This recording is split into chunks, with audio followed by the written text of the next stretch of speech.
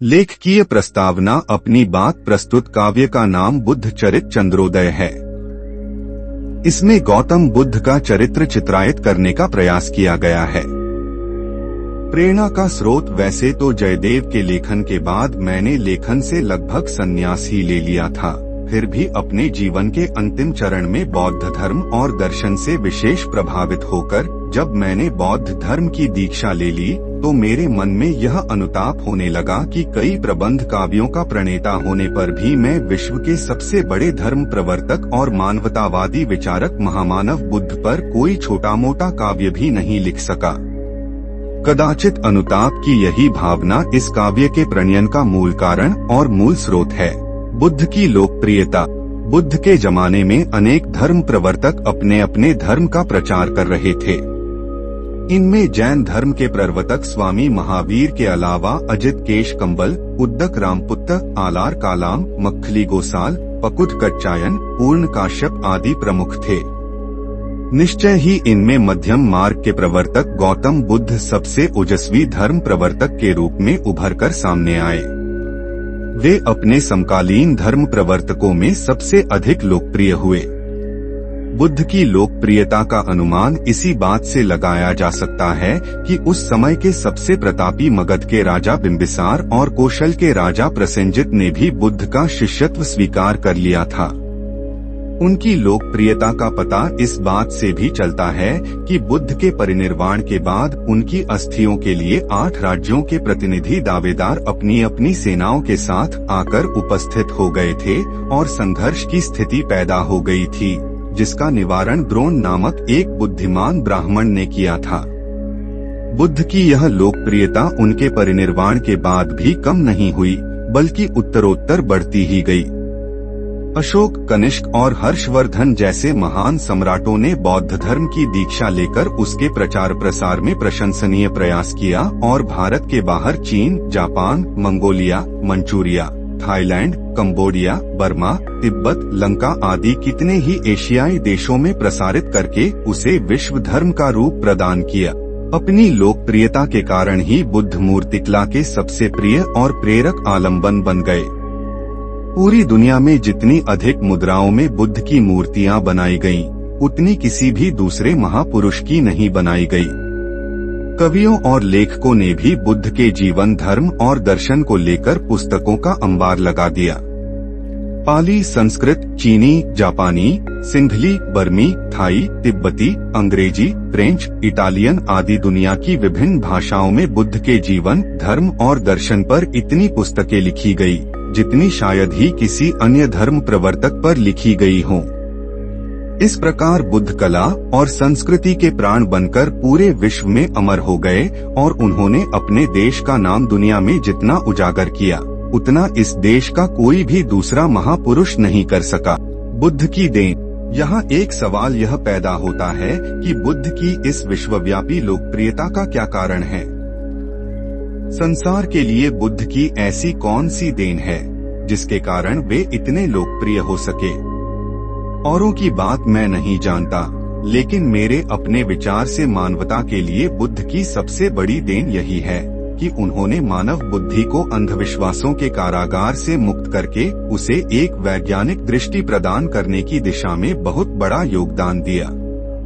बुद्ध ऐसे पहले धर्म प्रवर्तक हैं जिन्होंने मनुष्य को भगवान की भक्ति या अज्ञात की गुलामी से मुक्ति दिलाकर उसे अपने पैरों पर खड़ा करने का प्रयास किया। ईश्वर का अस्तित्व हो या न हो, पर यह बात निश्चित है कि मनुष्य ईश्वर से अलग इकाई है और वह अपने आप में सोचने, विचारने और कर्म करने के लिए पूर्ण स्वतंत्र है।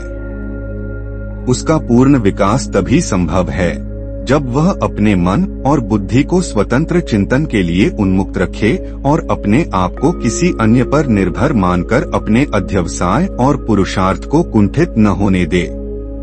अगर वह अपने आप को एक ऐसी कठपुतली मान लेता है जिसे नचाने की डोरी किसी दूसरे के हाथ में है, तो फिर इस दुनिया में उसका पूर्ण विकास संभव नहीं है।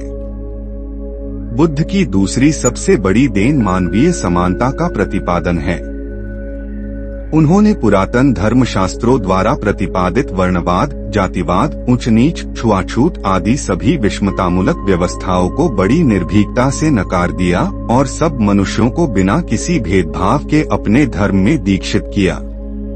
इस प्रकार बुद्ध संसार के दलितों और शोषितों के उन्नायक के रूप में जाने गए। उनके तर्क इतने अकाट्य और अचूक होते थे कि बड़ा से बड़ा जातिवादी भी उनके तर्कजाल में फंसकर घिघियाने लगता था और बचने का कोई रास्ता न पाकर आत्मसमर्पण कर देता था। बुद्ध की अन्य विशेषताओं में मानवीय शील और सदाचार को सर्वोपरि महत्व देना, मानवीय तर्क और बुद्धि को किसी विषय में सबसे बड़ा निर्णायक मानना, देशकाल के अनुसार धार्मिक विधि विधानों में संशोधन की छूट देना, भाग्यवाद, पुनर्जन्म, स्वर्ग नरक, यज्ञहवन आदि सभी कपोलकल्पित कर्मकांडों का खंडन करना आदि शामिल हैं। इस प्रकार बुद्ध ने शील, सदाचार और प्रज्ञा को मानवीय धर्म का मूल मर्म मानते हुए शेष सबको धार्मिक बाह्याडंबर मानकर निरस्त कर दिया। एक अहम सवाल, लोग अक्सर मुझसे एक सवाल किया करते हैं कि अगर बौद्ध धर्म इतना ही अच्छा था तो इस देश में लोकप्रिय क्यों नहीं हो पाया। इस सवाल के जवाब में मैं स्वयं एक सवाल करना चाहूँगा कि अगर सूर्य का प्रकाश इतना ही अच्छा है तो उल्लू उसे क्यों नहीं पसंद करते। यह बात सर्वविदित है कि बुद्ध का धर्म एक समतावादी धर्म है और उसमें विषमता के लिए कोई स्थान नहीं है। दूसरी ओर यह बात भी जगजाहिर है कि हिंदू धर्म एक विषमतावादी धर्म है जिसने पूरे समाज को जातिवाद के चक्रव्यूह में जकड़कर ऊंच नीच के घरौंदों में घेर रखा है।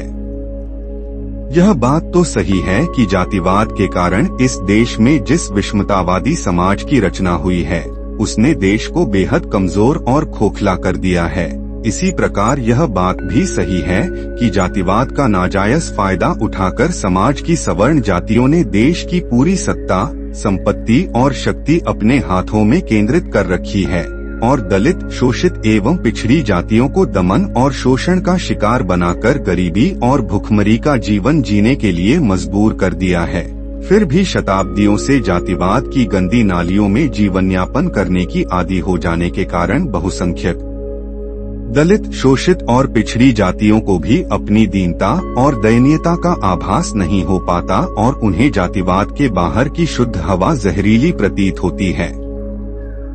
यही कारण है कि इस देश के लोगों को बुद्ध का धर्म तब तक अनुकूल नहीं लग सकता जब तक उनके दिल और दिमाग से जातिवाद का जहर दूर नहीं कर दिया जाता।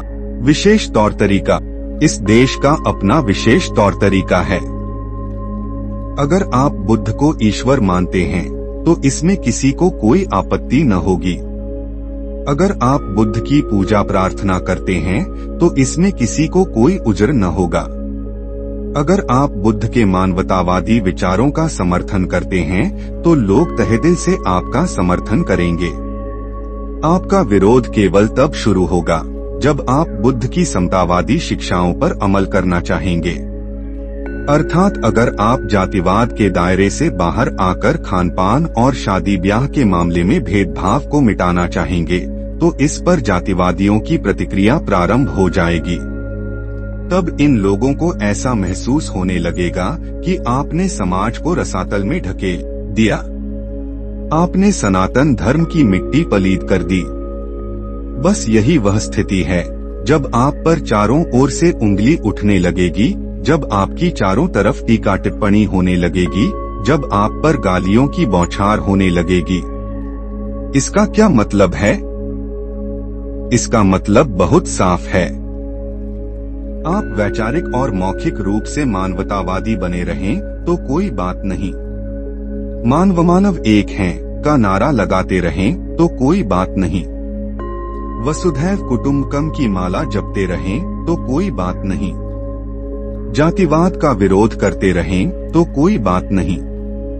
बात केवल तब है जब आप ब्राह्मणवाद के शिकंजे को कहीं ढीला करने की कोशिश करते हैं। बात केवल तब है जब आप जातिवाद के चक्रव्यूह को कहीं से तोड़ने की कोशिश करते हैं। बुद्ध की ऐतिहासिकता, बुद्ध एक ऐतिहासिक महापुरुष हैं। उनकी ऐतिहासिकता के कितने ही जीवंत प्रमाण स्थापन विहारों, शिलालेखों और प्राचीन बौद्ध ग्रंथों में उपलब्ध हैं। यह सब होते हुए भी बुद्ध के उपासकों ने उन्हें महिमामंडित करने के लिए उनके जीवन चरित्र को चमत्कारिक बनाकर उन्हें एक पौराणिक पात्र बना दिया है। अश्वघोष के बुद्धचरित में ही नहीं, सर एडविन अर्नाल्ड के लाइट ऑफ एशिया में भी बुद्ध का यही पौराणिक रूप चित्रित किया गया है। मसलन बुद्ध जब पैदा होते हैं तो 7 कदम चलते हैं और हर कदम पर कमल के फूल खिलते जाते हैं। मसलन बुद्ध जब शास्त्रार्थ करते हैं तो उनके प्रतिद्वंदी के सिर के ऊपर चक्र घूमता रहता है और जैसे ही उनका प्रतिद्वंदी उनके प्रश्न का उत्तर न देकर टालमटोल करना चाहता है, वैसे ही वह चक्र उसके सिर के 7 टुकड़े कर देता है। आदि आदि कुछ आधुनिक विद्वानों ने इस महिमामंडित पौराणिक रूप के बीच से उनके ऐतिहासिक स्वरूप को खोजने का प्रयास किया है। प्रस्तुत काव्य में मैंने मुख्य रूप से इन्हीं विद्वानों को अपना पथ प्रदर्शक माना है और बुद्ध के पौराणिक रूप के बजाय उनके ऐतिहासिक रूप को उजागर करने का प्रयास किया है।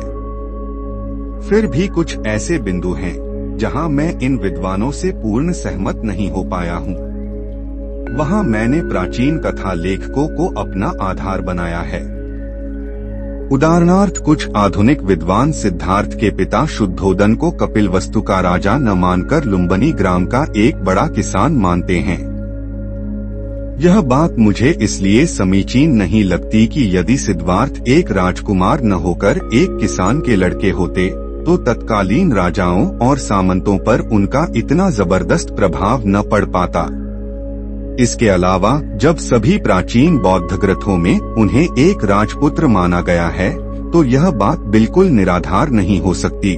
इसी प्रकार इन आधुनिक विद्वानों ने राजकुमार सिद्धार्थ के नगर भ्रमण की घटना को अमान्य ठहराते हुए उनके निष्क्रमण का कारण शाक्य सभा में उठे हुए विवाद को बताया है, जिसमें सिद्धार्थ अपने परिवार को बचाने के लिए निर्वासन का दंड स्वीकार करके कपिलवस्तु से बाहर चले जाते हैं। ऐसा मानने में सबसे बड़ा दोष यह है कि सिद्धार्थ का निष्क्रमण किसी महत उद्देश्य की पूर्ति के लिए स्वेच्छा से उठाया गया कदम नहीं रह जाता, बल्कि पारिवारिक विपत्ति के निवारण के लिए मजबूरी वश किया गया एक स्वार्थ साधन का कार्य बन जाता है। ऐसा मानने से बुद्ध के त्याग की गरिमा और उद्देश्य की महत्ता को भारी आघात पहुंचता है।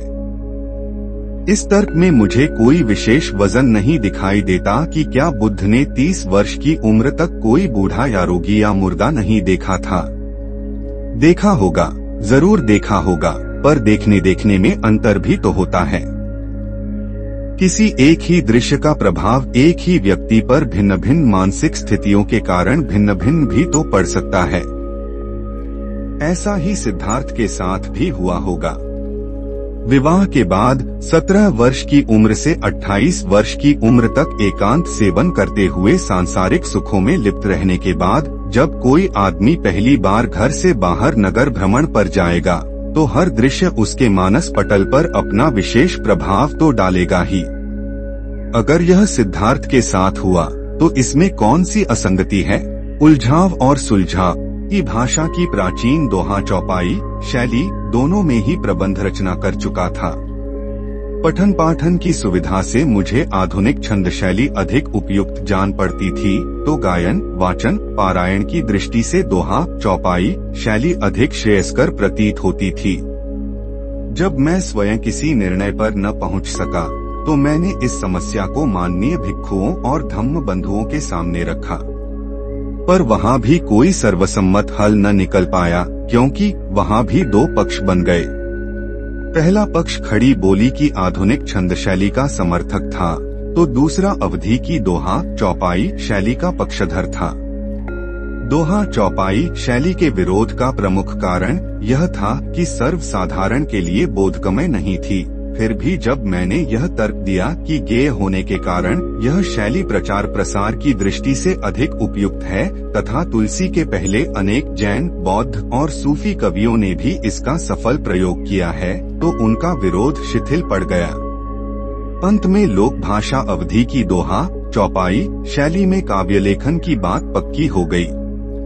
फलस्वरूप प्रस्तुत कथा काव्य में मैंने यही भाषा शैली अपनाई है।